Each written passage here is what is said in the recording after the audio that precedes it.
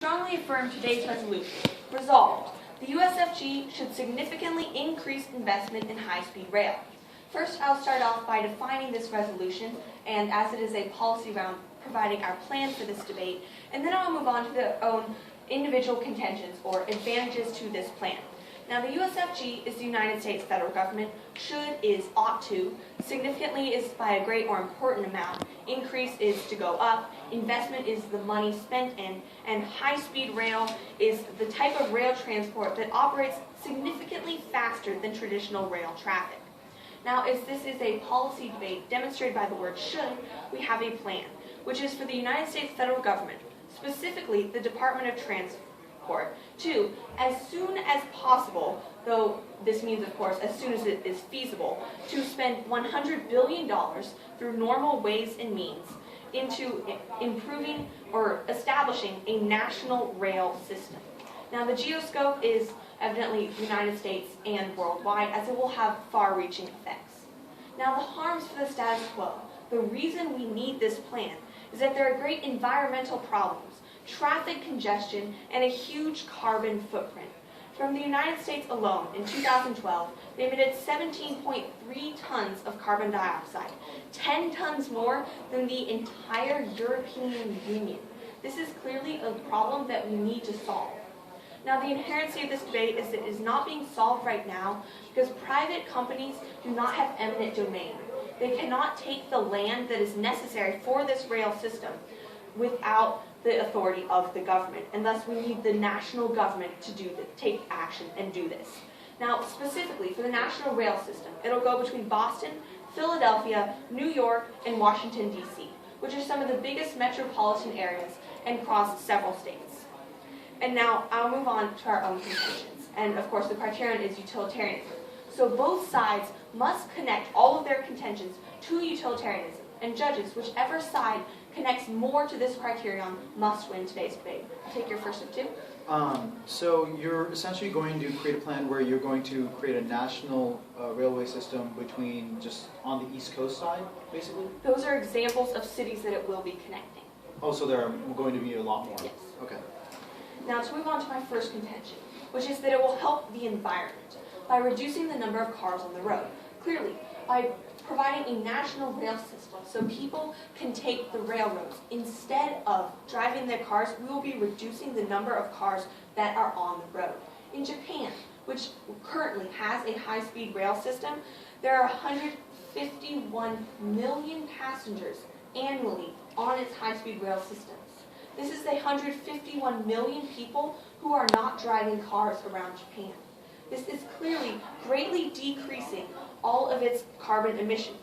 According to the EPA, motor vehicles account for 75% of the carbon monoxide pollution in the United States each year. And according to the Environmental Defense Fund, vehicles on the road account for an entire third of all air pollution, and even more around urban areas and major highways. Clearly, so many cars on the roads, so much traffic is an environmental problem. In the 1990s, carbon dioxide emissions rose 1.9%. And from 2002 to 2004, they tripled. And this is continuing today. Now, the reason our plan will solve this is that by having a high-speed rail system, people can take this system instead of driving their cars. This will lead to there being far less cars on the road, far less pollution, and thus it'll be helping the environment overall. And thus clearly, because all of these people will be on these high-speed rail systems, which use renewable energy sources for their source of fuels, they will thus be helping the environment overall, as well as the population, because there's less air pollution, less disease. Which brings me to my second contention, which is that of the economy.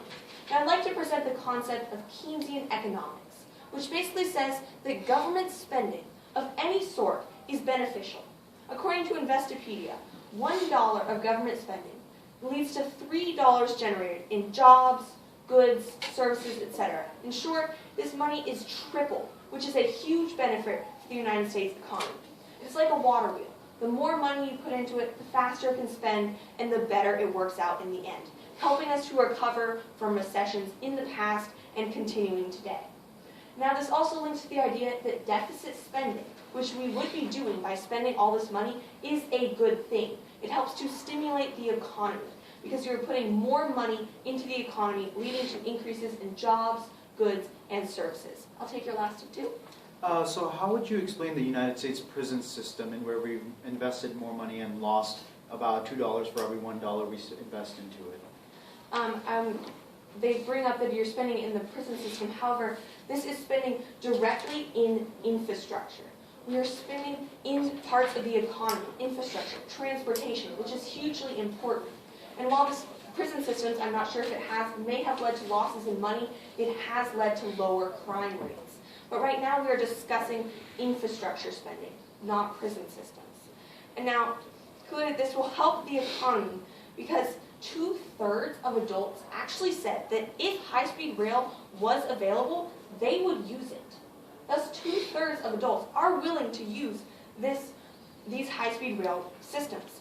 And now, currently, traffic congestion costs are huge and also increasing. In 1982, they were worth $24 billion. 2000, $94 billion. 2011, $121 billion spent on traffic congestion costs.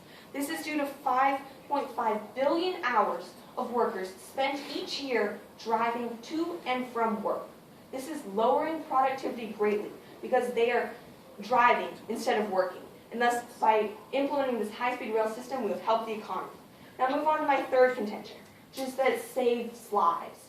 By having less cars on the road, there can be less car accidents.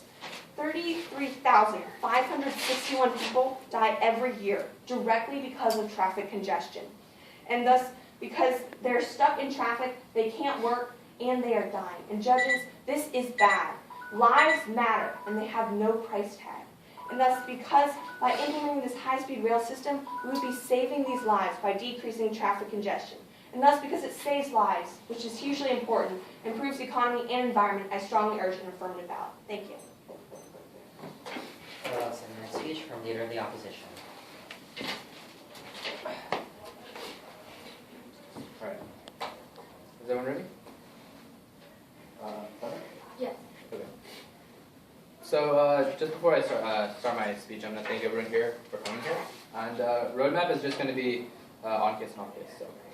Okay, so first we're going to go over the plan text that they've actually provided for the opposition team. So they say USFG and specifically the Department of Transportation will spend $100 billion into establishing the high-speed rail system when it becomes available or when it becomes viable. There are two issues with this, okay, Judge? Number one is that the funding for this is not enough. Okay, we have the Department of Transportation report that $500 billion is what needs to be spent over 5 years to actually develop this high-speed rail system, right? And in addition to this, we see that not only is it not enough, but they say when it becomes feasible or a good alternative to do this, right? And this may be a very long time. If it's evaluated that right now is not the best time to do this, that you should wait later, their time frame is so viable that it could go up to the point where you don't have to even institute a high-speed rail system because other better technologies are there. Yes, what's your question? I'd just like to clarify you by feasible, we meant starting as soon as possible, but moving in the stages that are necessary. What do you have to say to this? Okay, I mean, I guess they clarified that it was whenever they could go through whatever stages. I guess that's fine, but their time frame is still going to be an issue. I'll show that in my own disadvantages, actually. Yeah, so going on to advantages, advantage number one is that about more people taking the high-speed rail, right? They point to examples of like Japan and how because of the high-speed rail, people are actually not using cars and because of that they have no pollution problems. But I'll give you a counterexample. One that has a closer number of electric vehicles and such things to our nation is China, right? And China, it being much more similar to the United States than Japan in this term, they have a high-speed rail system as well, but they have huge, huge pollution problems. If you go into any of the major places in China, you'll see huge pollution and smog problems, so much so that people have been dying because of asthma and because of other air pollution diseases in major cities, Shanghai, Beijing, and other cities. I'll take it later. And as a result of this, we can see that they are not actually being able to link these two together. And so even with a closer and more accurate example of China, this does not solve the problem. And in addition, we see that it's not likely that they will actually take the option to go for high-speed rail because of the price. That's actually estimated at $120 per person per day, which is not anywhere near a viable solution for alternative for these people, right? And so if nobody is actually going to take it because of the price, then what's the point of even building this? This actually defeats two of their points, which is that of the environmental damage and the economic benefits. And I'll actually link to the economic benefits, which is their advantage too, right now. So they're talking about the economy, and they're talking about how every $1 spent will bring $3 back, but they're just making generalizations about what the government spends money into. So if the government spends money into energy, and they can provide great cheap energy for everyone, they get $3 back. That doesn't mean that if they provide $1 into the prison system, they're going to get $3 back, right? So they have to evaluate it as a specific investment.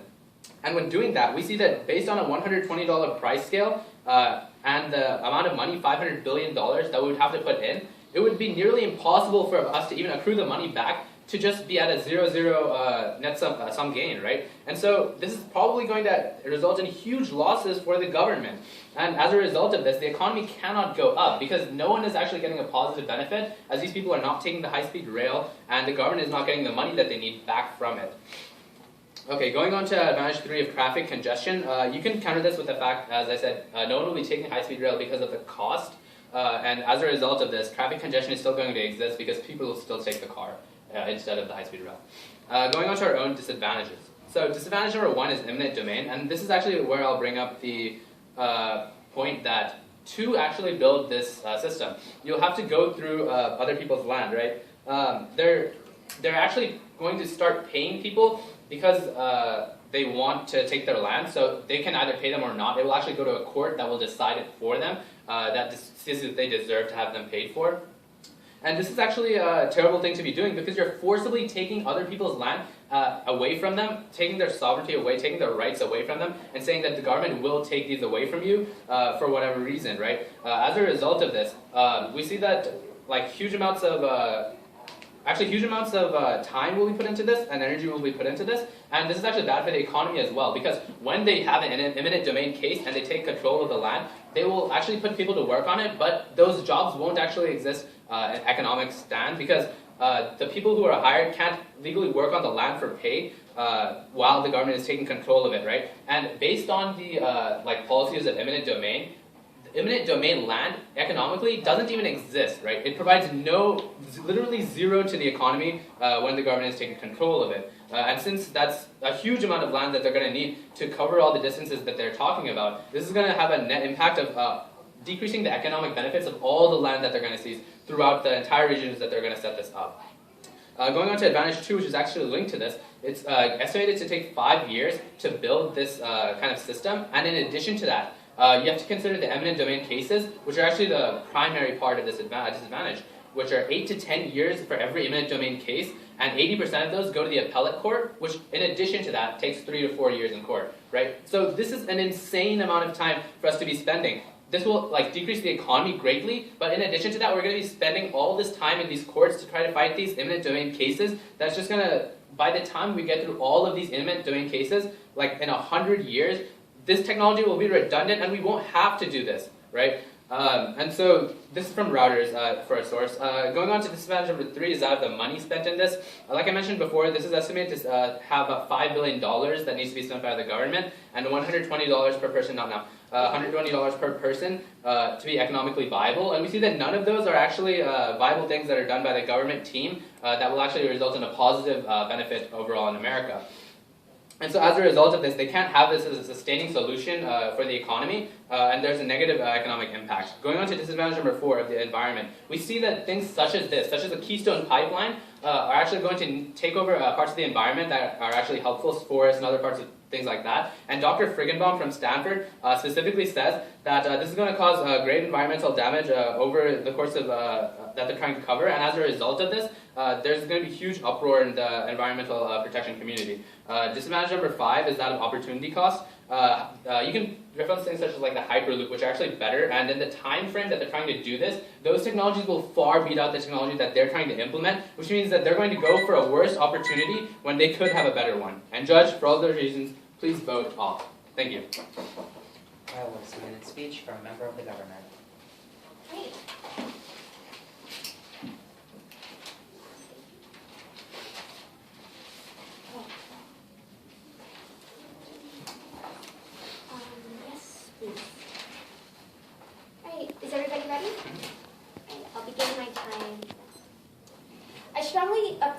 resolution that the United States federal government should significantly increase investment in high-speed rail.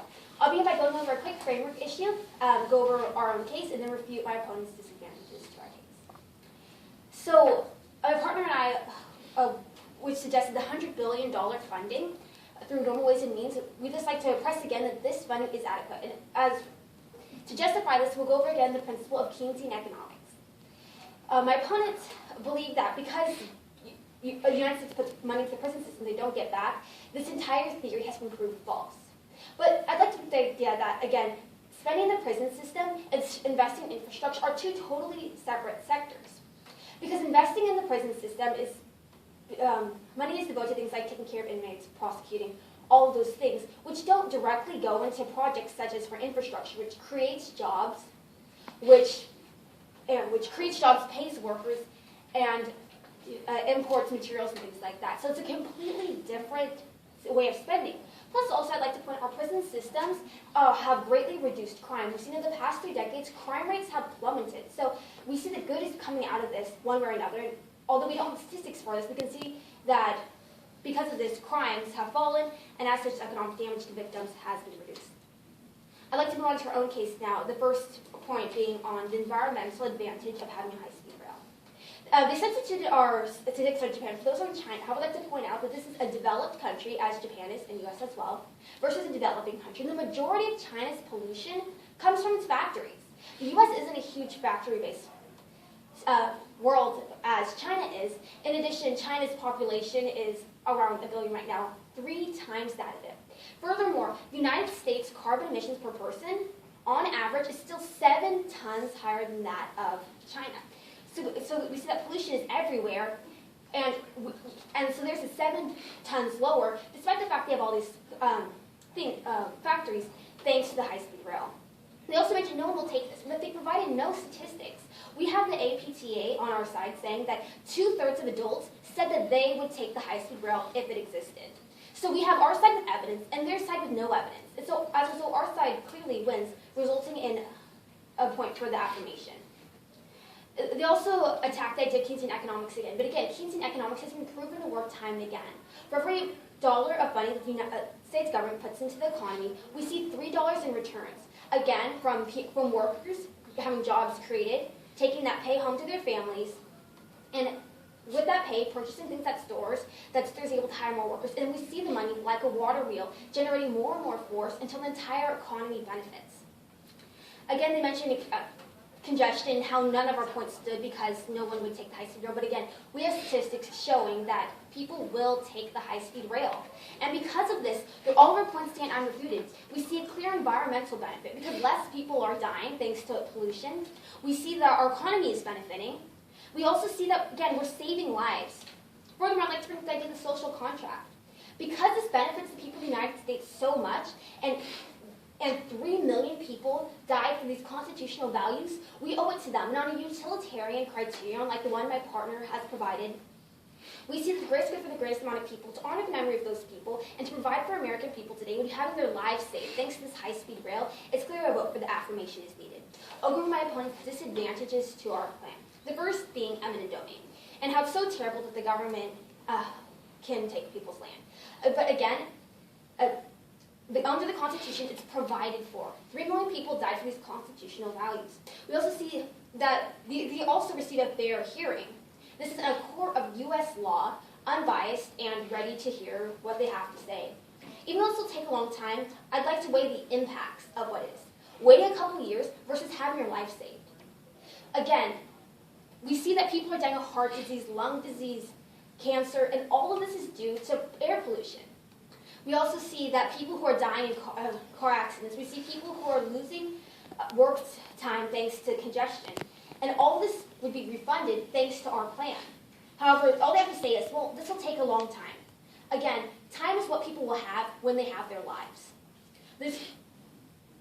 Furthermore, emergency responders stuck in traffic won't be able to reach them as fast. We'll be able to reach them faster thanks to reduced congestion, thanks to the high-speed rail. So it's another benefit. More lives saved that the negation cannot prove will not be saved, and the negation cannot prove that their side has. Because emergency transponders with more time with less time required to move to their destination, will be able to have the faster response and save more lives that way. And again, their second disadvantage saying that it would take years. Again, let's weigh the impact. Lives versus a couple years in court.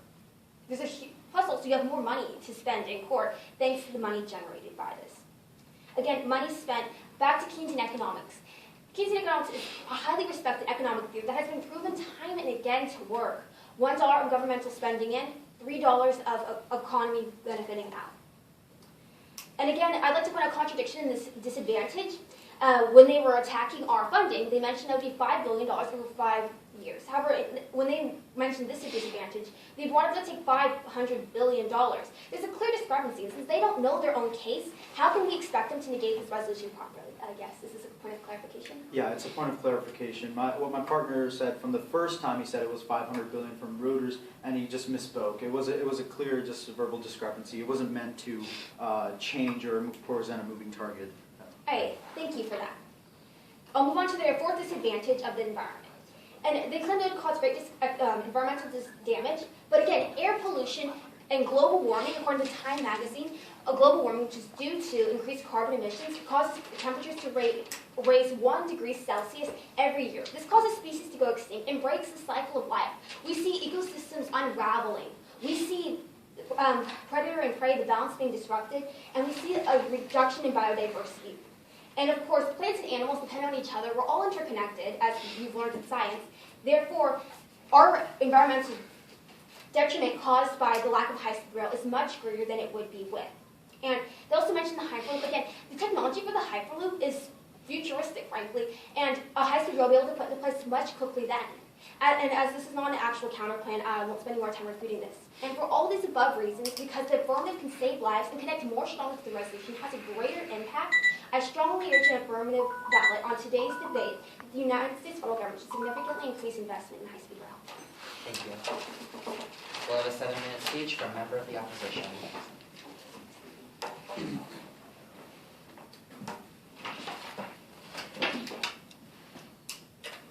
Partner ready? Opponents? Yes. Judges? All right, quickly off time, I'd like to give a warm blanket of thank you for everyone for being here. I'm just going to go straight on to plan tax discrepancies, then go on to the advantages and then disadvantages. So simple on case and off case. Let's go on to the plan tax. So let's talk about the principle of Keynesian economics. And then talk about how for every dollar spent, we get $3 back. Now let me tell you about the fallacy with this in this plan. So we talk about how the eminent domain cases are going to take, on average, take 8 to 10 years on top of the appellate courts, which 80% of eminent domain cases do. So let me explain what eminent domain cases end up happening. So eminent domain is basically where the United States federal government wants to take land from a private owner, and in a sense, what happens there is that they go to a court and decide whether to take it away altogether or take it away and give some money, rather than buying it altogether. And then what happens is they go to usually the people who have lost to the United States go to an appellate court, which takes another 3 to 4 years. Now, this is another turn on our side, because what you're having is a congestion of the court system. On top of that, you're also stopping the ability for the construction workers to complete this on time. So the 5-year time frame is going to be hundreds of years. And they talk about the Hyperloop being futuristic technology. In 100 years, it won't be futuristic. The status quo will be completely different in 100 years. And these, I'll take a question at the end if I have time. A lot to get to. So what this happens is the Hyperloop, this futuristic technology, all these technologies out there are going to be not futuristic. The status quo will be changed there, and therefore they're not gaining access to any of these advantages, because by the time it's going to take hundreds of years to essentially pass this national plan, and basically tens of millions of dollars spent on just courts, and tens of million people being evicted from their own home, and then you're just looking at another $1 trillion expense on courts. They don't gain access to any of these solvencies because there's technology out there talking about congestion and pollution, and therefore their plan exactly doesn't even solve for it. Because the status quo right now isn't being solved by high-speed rail, because high-speed rail will not happen ASAP until hundreds of years. Now let's go on to the actual plan. So let's go on to their advantages. Quickly going back to funding, again, they talk about this principle of Keynesian economics, and they talk about how prison and infrastructure are completely different, but essentially it's not. the prison system is also an infrastructure of the United States federal government. The United States federal government has agencies set up just like transportation to also take care of the prison system. And the prison system is also part of the United States federal government's agencies, and it works that way. We get taxed for it, and the taxpayers pay for the prison system, and the prison system doesn't have any output to necessarily say, and this is a complete loss. So the Keynesian economics is, here's another, just one example, one of the many examples where Keynesian economics fails. Now let's go on to the advantages. Talk about China. Talk about China is a developing country, and China's factories are responsible, and US is not a very manufacturing state. And they talk about we're still 7 times higher in the US CO2 rate per head, and they don't bring up a source for this. But what we have to understand is that the time it will take to create this Hyperloop, judges, more technologies will be on the way to solve for these problems, to solve for this congestion, to solve for all of the CO2 emissions. This Hyperloop is not essentially solving this. If anything, it's a detrimental effect if you link to our off case. Now let's go on to, they talk about 2/3 will take this if it's available. Well, of course, but what they fail to leave out is that they fail to complete that sentence. 2/3 will take it if it's a viable option, if it's a viable option in terms of economy. If it's a $120 cost per head to gain back all the money it would take to create this nationalized high-speed railway system, people will not take this because the sheer amount of money it takes to make and the sheer amount of money it will take to use, people will not use this.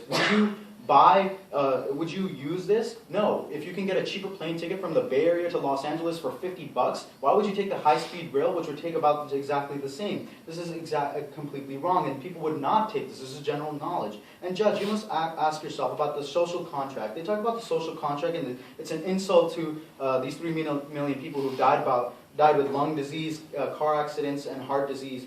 I like to say lung disease, almost 2/3, I've debated this before, 2/3 of lung disease patients are smokers, so that doesn't really have to do with CO2 emissions or cars. The car accidents, again, most car accidents are caused by drunk driving. It's not necessarily about how the congestion works. And again, heart disease is from most likely and most used and most occurring and diagnosed through obesity. So again, a lot of these things don't even correlate to what they're solving for, and it's actually through these 3 million people who died, it's an insult to their memories about evicting these tens of millions of people out of their homes through eminent domain, and then essentially wasting governmental money on something that doesn't exist, on something that doesn't really help the people at all. If anything, it's a detrimental effect. Their plan is essentially going to take $500 billion out of the US spending money on something that it can actually do better, like actually solving for the debt, or increasing the education system, or creating a port infrastructure. Again, there's so many things that could have been done, but yet they take this plan that take hundreds of years through eminent domain cases, and it's not even economically viable at that point. Now let's go on to the off case. So what they essentially have to say about the off case is that lives versus a couple of years in court. Again, these couple of years of court is tens of millions of people. The $500 billion is not even counting the court fees that the United States federal government will have to impose on itself to actually evict these people from their home. The reason why the Santa Clara Highway isn't going straight through, because again, they couldn't win these eminent domain cases. They actually had to buy off the lands. That's why it's curvy and not work. And same with the highway system. It's not curvy. I mean, so it's not perfect because of the fact that it couldn't use eminent domain because it was not economically profitable. I'll take a question at the end if I have time. Now going on to the economy will not go up. The environmental damage that it takes to even create this railroad system will completely mute any economical argument that they can make, because you have to see it. One, their funding doesn't work because $100 billion is not enough. As we stated, that it essentially does not work because it's not enough to create this sophisticated highway railroad system. And again, we have stated that it's going to be 30 years after this high-speed railroad is made until we can gain back the environmental benefits of the high-speed rail. And that's hundreds of years into the future. And again, they talk about how Hyperloop is futuristic and this idea won't work. Hyperloop was actually introduced in the 1980s, judges. And Elon Musk has just taken a new twist on it into putting it into a public system. And going on to eminent domain, this one advantage mutes any impacts and any solvency they can have. They say a couple of years, all they have to say is, let's look at 3 million people that have died on the road, and let's take it into that. But again, they're not solving for anything because essentially all their offense is mute. So that's why I urge the judges to please vote for the opposition team. Thank you. Alright, we'll have a 5-minute rebuttal from the leader of the op. Keep in mind that no new arguments may be brought up in the final 2 speeches.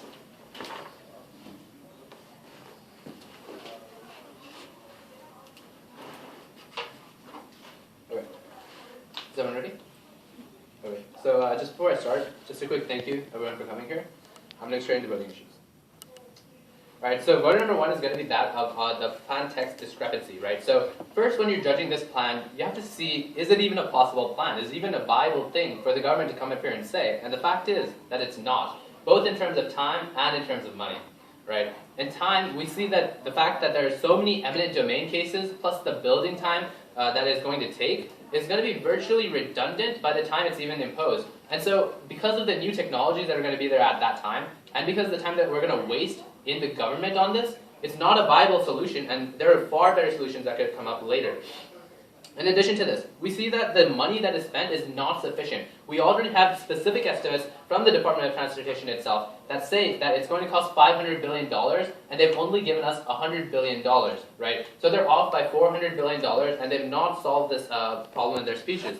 Okay, this means that their plan, even by their logic that they need to spend this much money, it is not going to be viable. It is simply, $100 billion does not equal $500 billion, right? So this is not going to be able to be enforced. The only thing they really say is that Keynesian economics makes this adequate, but I mean, having Keynesian economics does not make $100 billion enough to build a railroad. That's not what Keynesian economics is.